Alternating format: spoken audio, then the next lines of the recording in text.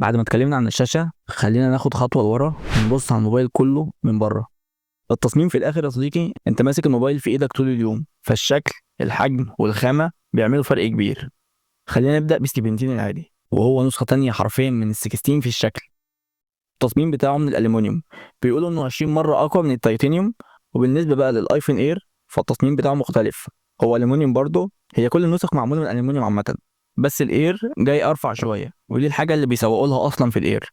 بس لازم يبقى في حاجه تعكنن عليك، وهو ان الايفون اير جاي بكاميرا واحده بس. هو ارفع حاجه، بس قصاد ده هو جايبين لك كاميرا واحده بس. وبالنسبه للبرو والبرو ماكس، نفس الكلام، التصميم من الالومنيوم.